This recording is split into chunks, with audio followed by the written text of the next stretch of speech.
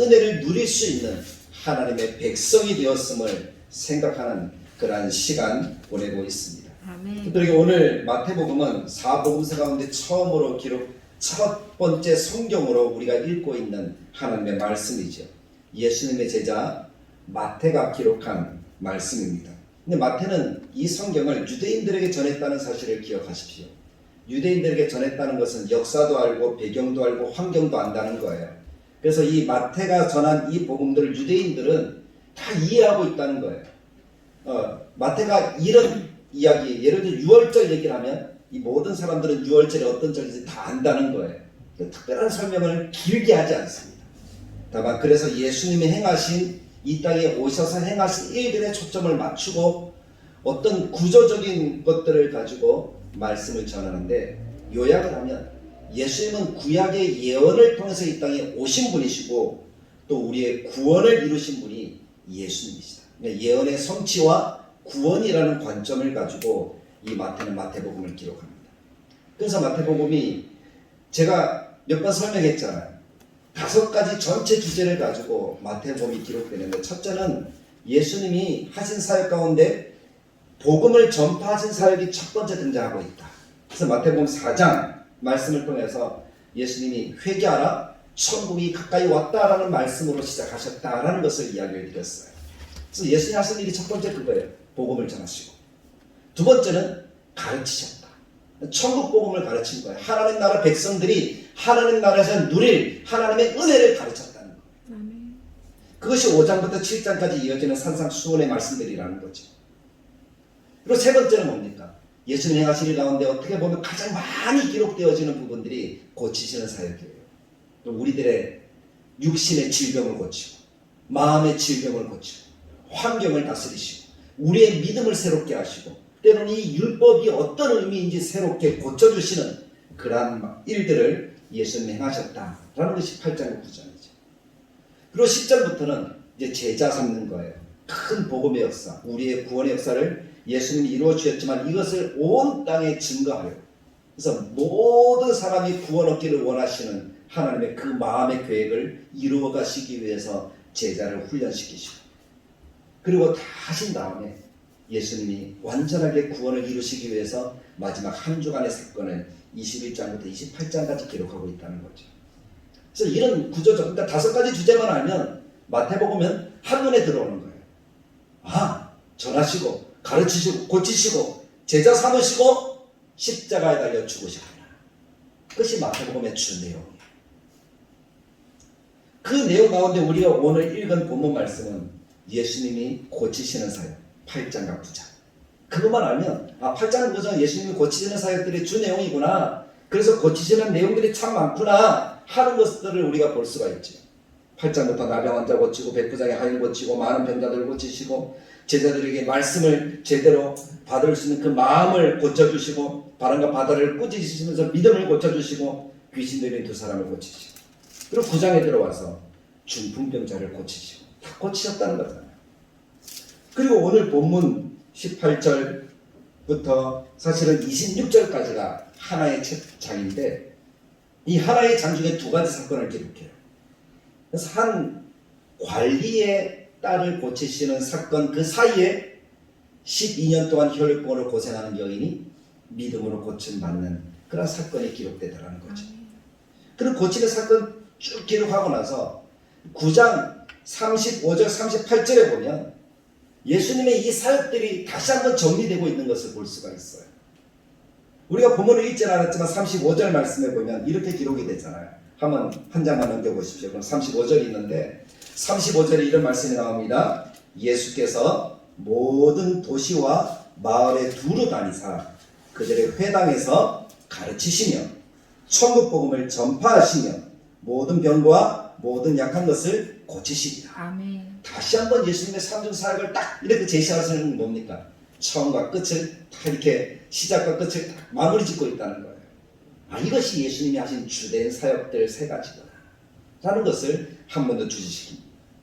그러면서 이제 때가 가까웠다. 추수한 일꾼들 얘기를 하는 거예요. 추수한 일꾼들을 하나님이 부르셨다. 그것이 제자.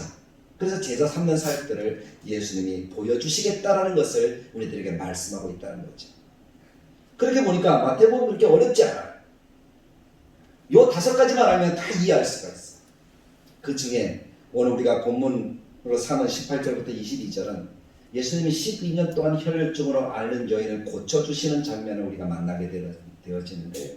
저는 이 말씀을 통해서 우리가 예수님이 어떤 분인 줄 알고 그 예수님 앞에 나아갈 때 우리가 어떤 자세로 나아가야 되는가 하는 것을 깨닫게 되기를 원합니다.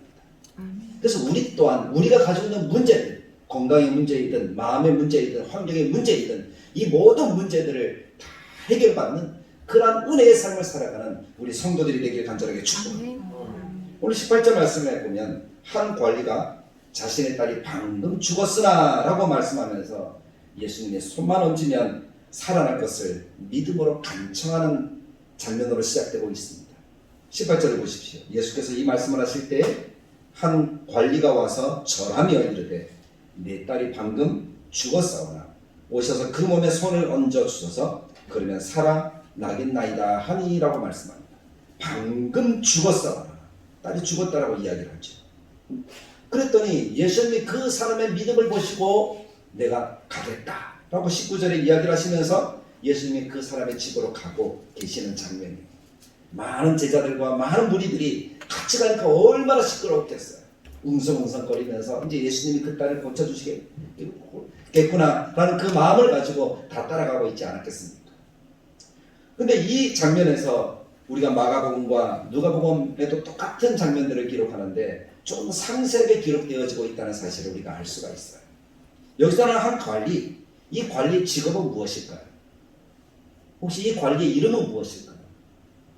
혹시 장로님, 권사님 아시겠습니까? 이 관리 이름이 뭘까요? 들으면 알 거예요. 이 관리의 직업은 뭘까요? 마태복음만 보면 모른다는 거예요. 그래서 사복음서를 통합해서 볼 수 있는 눈도 사실은 우리들에게 필요한 것이 사실입니다. 마가복음과 누가복음에는 이 관리의 이름이 야이로라고 이렇게 이야기합니다. 이 사람의 직업은 회당장이다라고 이렇게 이야기합니다.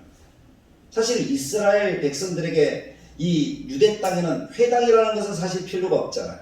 예루살렘 성전이 있기 때문에 성전에서 예배하면 됩니다.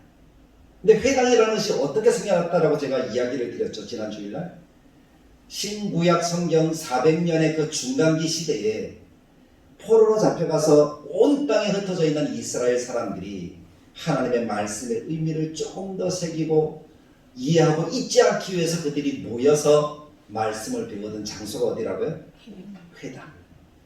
그것이 다시 예루살렘으로 유대 땅으로 들어와 수입되어져서 유대 땅에도 생기게 되었다. 왜냐하면 포로된 사람들이 돌아와서 다시 유대 땅에 살게 되어졌으니까 그들이 가지고 있던 그 습관들과 그 방식들이 나쁘지 않거든요. 말씀을 배울 수 있으니까, 말씀을 좀 더 새길 수 있으니까 얼마나 좋아요. 그래서 그 회당을 그대로 지어서 그들이 모여서 말씀을 연구하고 가르치고 하는 일들을 그 속에서 계속했다는 거예요. 그래서 그 회당을 관리하는 사람이 야이로라는 사람이다라는 것을 우리가 마가복음과 누가복음을 통해서 깨닫게 되는 거죠. 자, 그 사람 야이로가 예수님께 부탁을 합니다. 근데 마가복음과 누가복음은 좀 마태복음과 다른 얘기를 하고 있어요. 마태복음은 이 딸의 아버지가 자기 딸에 대해서 뭐라고 얘기합니까? 방금 죽었사오나. 딸이 살았다고요? 죽었다고요? 병들어서 죽었다라고 얘기를 합니다. 근데 우리가 알기로 마가복음과 누가복음의 이야기를 읽어보면 딸이 죽은 것이 아니라 병들어서 죽게 되었다라고 표현하고 있습니다. 그럼 죽었습니까? 안 죽었습니까? 안 죽었어요. 죽어가고 있어요. 그러니까 엄밀하게 따지면 이 딸이 아직은 목숨이 붙어 있는데 곧 죽게 된다는 거예요.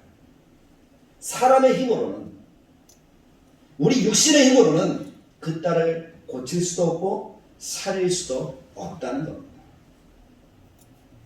그래서 이 회당장 야이로가 의지할 수 있는, 믿을 수 있는 분은 누구밖에 없어요. 전능하신 하나님, 그분의 이름으로 오신 예수 그리스도밖에 없다는 거예요. 왜냐하면 그분의 소문을 들어보니까 중풍병자도 살리죠, 안진뱅이도 일으키죠, 봉사도 보게 하죠. 못하시는 것이 없는 거예요. 그분만 만나면 만나는 사람마다 문제가 해결되어지죠. 그러니까 야이로가 생각하기에 나의 이 문제를 해결할 수 있는 방법은 무엇밖에 없다고요? 예수님을 만나는 방법밖에 없다라는 사실을 이 사람은 깨닫게 돼요. 그래서 예수님을 찾아갑니다. 찾아갈 때 그냥 찾아갔을까요? 정말 간절한 마음을 가지고 찾아갔을 것 아니에요. 예수님이 아니면 내 딸이 살아날 수 있는 방법이 없으니까 그 마음에 그 간절한 마음을 가지고 예수님께 나가서 간청드렸던 거예요. 예수님, 내 딸이 죽게 되어서 주님이 내 딸을 고칠 수 있는 줄 내가 믿습니다. 그 믿음을 가지고 나아가니 예수님이 기꺼이 내가 가서 고쳐주겠다. 방금 죽었다면 살려주겠다. 그렇게 말씀하시면서 따라가고 있지 않습니까? 예수님이 직접 가시는 거예요. 그러면서 그 사람에게 요구하는 것이 뭡니까? 다른 게 아니에요. 믿음을 요구하고 있어요. 사람들이 그 집에 가니까 우리 그 뒤에 말씀을 읽진 않았지만 사람들이 뭐라고 얘기해요? 딸이 죽었으니까 예수님을 귀찮게 하지 마라. 죽은 사람을 살릴 수는 없다. 예수님 이제 안 오셔도 된다. 그렇게 이야기를 하잖아요. 근데 예수님께서는 그 회당장 야이로에게 무엇라고 얘기합니까? 두려워하지 말고 믿기만 해라. 두려워하지 말고 믿기만 해라. 처음 가져왔던 그 믿음을 흔들리지 않고 붙들어라. 그럼 기적을 보게 된다는 거예요. 그리고 예수님이 그 딸을 만나서 뭐라고 얘기합니까? 사람들이 죽었다고 할 때 죽은 것이 아니라 잔다 그러니까 사람들이 비웃었어요. 그 비웃음을 뒤로하고 예수님이 그 딸에게 가서 하신 말씀은 네 글자밖에 없어요. 뭐라고 얘기하셨죠? 우리 주일날 오후 예배 때 부르는 찬양의 제목이잖아요. 뭐요? 그렇죠. 달리다 꿈. 다른 말씀 안 하셔서 달리다 꿈. 우리말로 해석하니까 꿈은 일어나라는 뜻이거든요. 소녀야 일어나라 라는 거예요. 그랬더니 소녀가 어떻게 됐어요? 일어났어요. 그 소녀는 어떤 소녀였어요? 12살 난 소녀였고 죽었어요. 병들어 죽었어요. 그러나 예수님은 하나님이십니다. 창조의 기적을 이루신 하나님이십니다. 아멘. 모든 것들을 다스리시는 하나님이십니다. 아멘. 바람과 파도도 잔잔케 하시는 분이시죠. 아멘. 그분이 말씀하시면 다 됩니다. 아멘.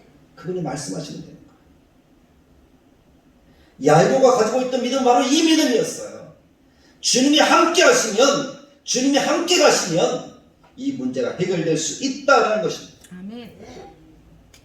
사랑하는 성도 여러분, 우리에게도 그 믿음이 있어야 되는 줄 믿습니다. 아멘. 그 믿음이 있으면 우리의 문제가 아무것도 아닌 것이 될 줄로 저는 분명히 확신합니다. 아멘. 그러나 중요한 것이 뭐죠? 믿음과 기도라. 우리에게도 그 믿음과 기도가 있어야 되는 거예요. 그리고 다른 것을 찾는 것이 아니라 믿음과 기도가 있다고 해도 우리가 다른 데 나아가는 것이 아니라 하나님께 나아가고 예수님께 나아가야 된다는 거죠. 그것이 문제를 해결하고 살리는 능력이 되는 줄 믿습니다. 아멘. 시대가 많이 흐르고 사람들이 시대가 변하고 사람들의 능력이 아주 뛰어나게 변했다 할지라도 이 인생의 생사복을 주관하시는 분은 오직 전능하신 하나님 한 분 외에는 없는 줄 믿습니다. 아멘. 이 믿음을 가지고 야이로가 예수님을 따라가는데 얼마나 마음이 급할까요? 맞죠? 조급할 거 아닙니까? 빨리 예수님을 모시고 가야 되는데 예수님이 갑자기 멈추시는 거예요. 멈추시면서 뭐라고 얘기합니까? 누가 내 옷에 손을 대었느냐? 하시면서 두리번거리면서 그 사람을 찾고 계시는 거예요. 야이로 입장에서 보면 예수님이 좀 야속할 거예요. 빨리 가셔야 되는데 멈춰서서 다른 행동을 하고 계십니다. 근데 이 다른 행동을 하게 만들었던 한 여인, 그 여인 때문인 줄 저는 성경을 통해서 압니다. 그 여인은 참 기구한 사람이에요. 12년 동안 1년도 아니고 2년도 아니고 몇 년요? 12년 동안 혈루병이라는 이 병에 고통을 받고 있었다는 겁니다. 오늘 20절 말씀에 그 여인에 대해서 분명하게 이야기를 하고 있습니다. 12해 동안이나 혈루증으로 앓는 여자가 예수의 뒤로 와서 그 겉옷가를 만지니 라고 말씀합니다. 예수님의 옷을 만졌다는 거예요.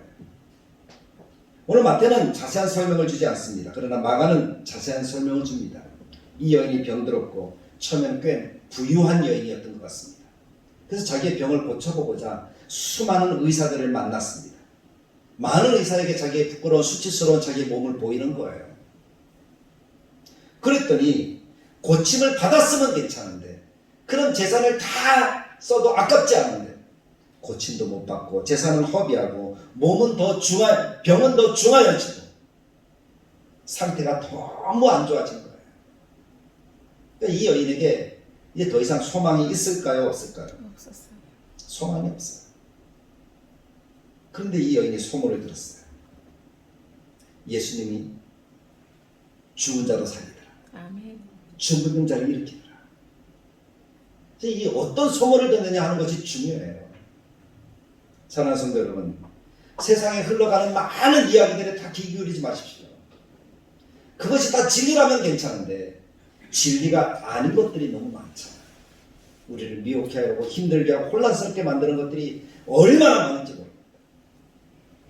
우리가 귀 기울이고 들어야 되는 것은 진리인 이 말씀인 줄 믿습니다. 아멘. 복음인 줄 믿습니다. 아멘. 하나님 우리에게 주신 허락하신 하나님의 능력의 말씀인 줄 믿습니다. 아멘. 그것에 귀를 기울일 줄 아는 지혜가 우리에게 있기를 간절하게 축복합니다. 아멘. 예수님의 이야기라는 거예요.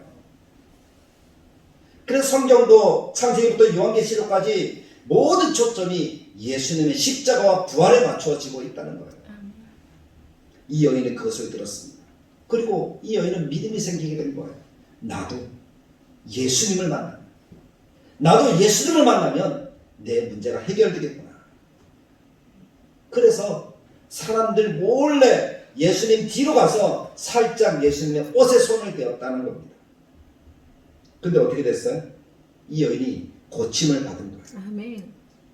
다 손을 대었을 뿐인데 예수님 말씀하지도 않았어요. 예수님 손을 얹고 기도하지도 않았어요. 우리는 생각하잖아요. 예수님이 손을 얹고 기도해 주셔야지, 아니면 최소한 말씀이라도 해 주셔야지 병이 나을 것 아니냐, 그렇게 생각하고 있지 않습니까? 일반적인 사람들의 생각이에요. 물론 예수님이 손을 얹고 기도하면 더 놀랍게 역사가 일어나는 줄 믿습니다. 아멘. 근데 중요한 것이 뭡니까? 믿음. 믿음이에요. 아멘. 내가 가지고 있는 믿음이에요.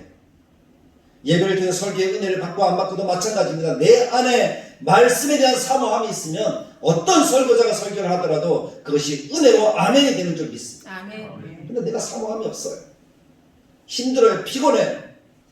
어떤 말씀도 들리지 않아요. 세계적으로 유명한 사람이 와서 말씀을 전해도 들리지 않아요. 사도 바울이 복음을 전할 때도 한 사람은 졸다가 떨어져서 죽었잖아요. 그러다가 어떻게 됩니까? 나중에 살려주니까 그것이 은혜가 되었지. 아멘. 우리의 마음이 그렇다는 거예요. 우리에게 중요한 것은 믿음이라는 그 행위와 하나님의 말씀이라는 것이 합쳐질 때 놀라운 역사가 나타나는 줄 저는 분명하게 믿습니다. 아멘. 이 여인이 가진 믿음은 뭡니까? 내가 예수님을 얼굴을 보지 못해도, 내가 예수님의 말씀을 듣지 못해도, 예수님이 내게 손을 얹어서 기도해 주지 않아도, 내가 예수님의 겉옷만 만져도 구원을 받으리라 아멘. 한 그 믿음이 이 여인에게 있었다는 것입니다. 그 간절한 믿음이 혈루증이라는 이 병으로 고통받는 여인에게 용기를 내게 하였고, 그 용기의 행위가 이 여인에게 구원의 은혜를 가져다 주었다는 사실입니다. 여기서 제가 용기를 이야기하는 것은 다른 이유가 있는 거 아니에요. 이 여인이 가지고 있는 병 때문입니다. 혈루증이라는 병은 헬라어 성경에 이렇게 표현되고 있어요. 하이마레오라고 표현하는데, 하이마와 레오가 합성된 거예요. 하이마레오는 피의 유출이라는 거예요. 피가 멈추지 않는 병이라는 거예요. 우리가 과학 시간에 배운, 생물 시간에 배우는 혈우병과는 달라요. 혈우병은 남자만 걸리는 병이에요. 여자는 걸리지 않아요. 그래서 이 혈우병은 피가 응고되지 않으니까 한번 상처가 나면 큰일 나는 거죠. 잘못하면 죽을 수도 있는 그런 병인데, 혈루병은 여인들에게 주로 걸리는 병인데, 보통 여인들이 피를 유출하게 되는 경우는 월경 때 그런 일들을 하잖아요. 그때 피가 나는 것, 그것은 하나님이 정하신 거에 생리적인 현상이니까. 근데 이 혈루병이라는 것은 이 월경과 무관하다는 거예요. 월경과 상관없이 피가 계속해서 불규칙하게 출혈이 있다는 거예요. 이 병에는 기능성 자궁출혈과 또 기질적 자궁출혈이 있는데, 기능성은 그 기능만 회복되면 되는데 기질적인 것은 염증, 폐혈증, 종양, 백혈병 등에 의한 병입니다.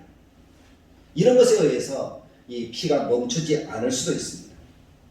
이 기질적 자궁출혈이 좀 심각해지면 그것을 의사들은 암이라고 이야기를 합니다.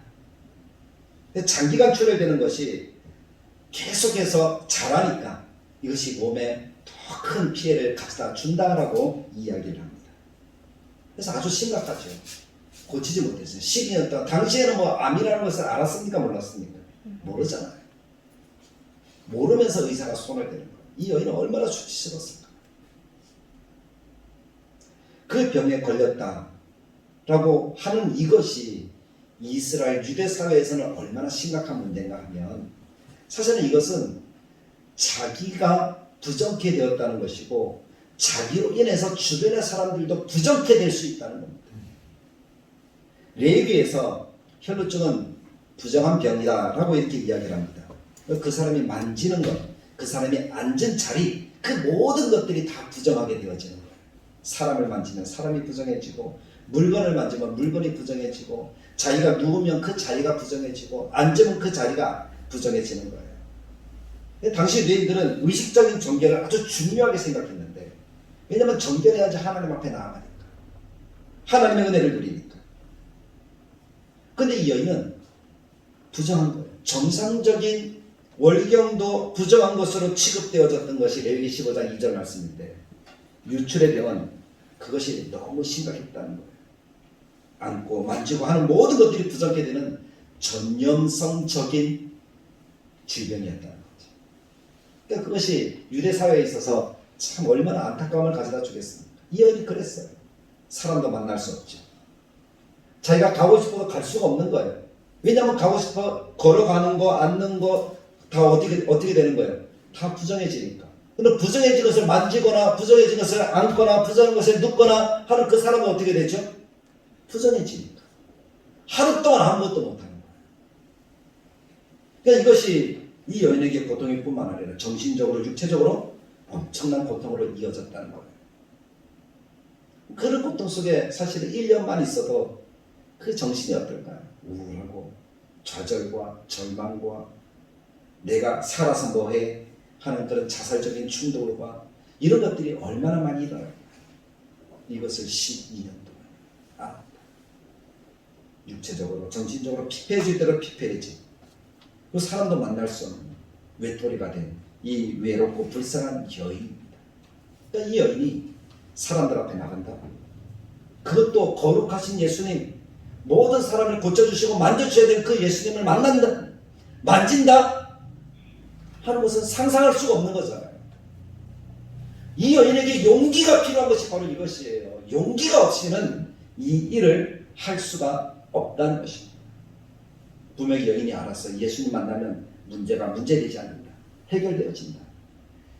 그런데 지금 뭡니까? 내가 예수님을 만지면 예수님이 부족해 되어진다. 그럼 예수님은 하루 동안 아무것도 못 하시는 거예요. 만나시고 고치시고 전하셔야 되는 일들을 못 하시는 거예요. 율법적으로 따진다면. 그래서 사람들 앞에 드러나고 나간다는 건 쉽지 않은 결단이었다.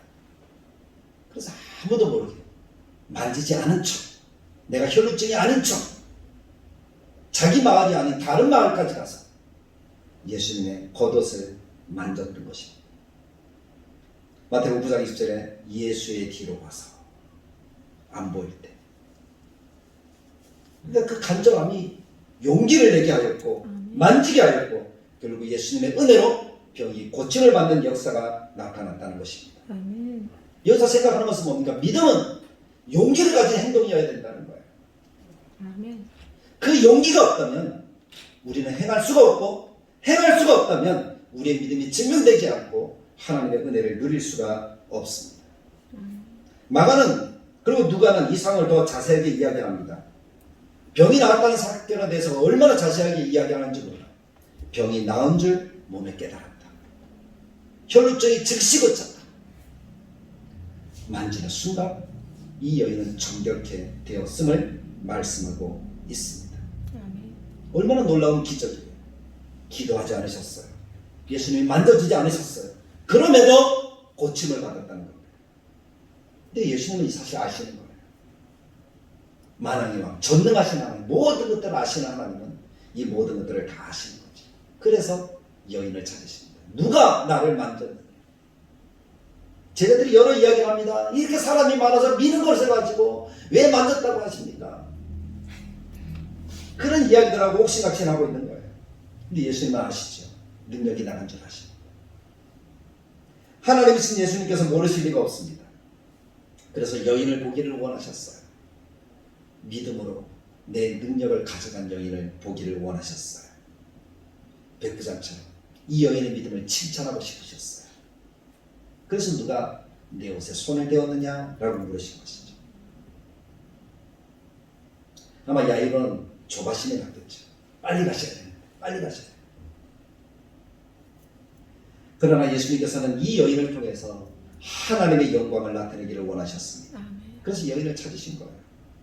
자신에게 일어난 일을, 자신을 찾는 예수님을 바라볼 때 이 여인은 두렵고 너무 떨렸습니다. 숨길 수가 없었어요. 그래서 자기를 드러내기로 작정을 합니다. 그래서 예수님 앞에 나아갑니다. 성경에 또 이렇게 이야기를 하잖아요. 떨며 와서 그 앞에 엎드려 예수님을 보았습니다. 사람들이 그제서야 12년 동안 혈루증 앓는 여인이었음을 깨닫게 되는 거예요. 그러면 이 사건을 통해서 의심하는 분들이 있을 거 아니에요. 무엇인가 질문하고 싶은 분들이 있을 거 아니에요. 예수님 부정케 된 것이 아닙니까? 부정환자가 예수님을 만났으니까 부정환자가 안거나 누웠던 것을 만지기만 해도 부정하여지는데 예수님도 부정해진 것 아닙니까? 라고 묻는 사람들이 있을 수 있겠다는 거죠. 그런 생각이 들더라고요. 예수님 부정해졌을 건데, 근데 예수님이 많은 사람들에게 또 가르치실 그 내용 가운데 이런 말씀이 있는 것을 읽을 수가 있었어요. 제사장들이 안식일에 성전에서 안식을 범하여도 죄가 되지 않음을 말씀합니다. 구약성경 레위기 말씀에는 샘물, 물이 고인 웅덩이는 부정하여지지 않는다라고 말씀합니다.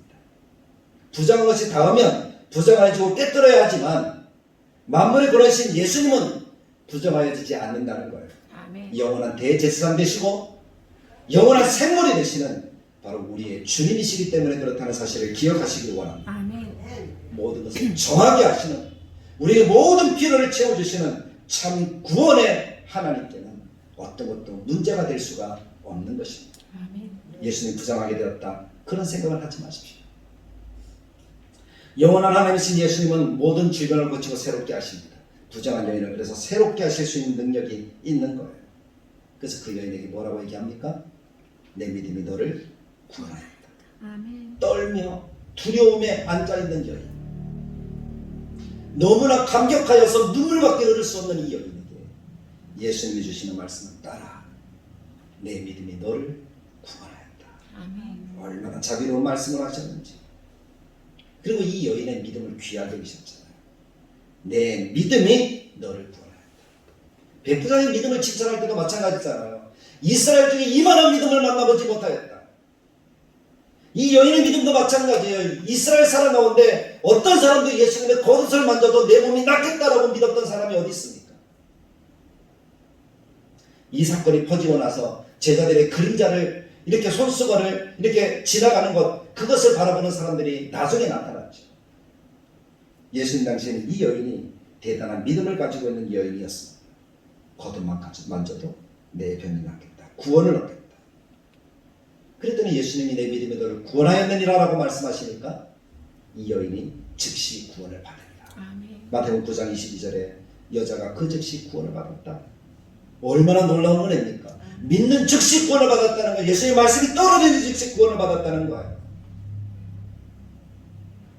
예수님이 평안히 가라 라고 말씀하셨습니다. 누가복음 말씀이죠. 마가복음에서는 평안히 가라, 이제는 내 몸이 병에서 놓여 건강할지어다. 오늘 우리는 어떤 문제로 예수님께 나왔습니까?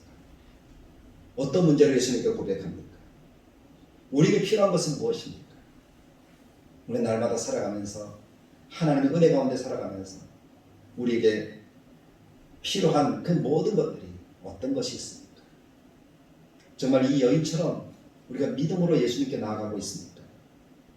아니면 그냥 일상 살듯이 그냥 그렇게 예수님을 바라보고 있는 것은 아닙니까?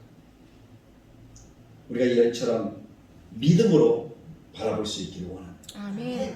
거듭만 만져도 구원받겠다. 예수님만 만나기만 하면 됩니다.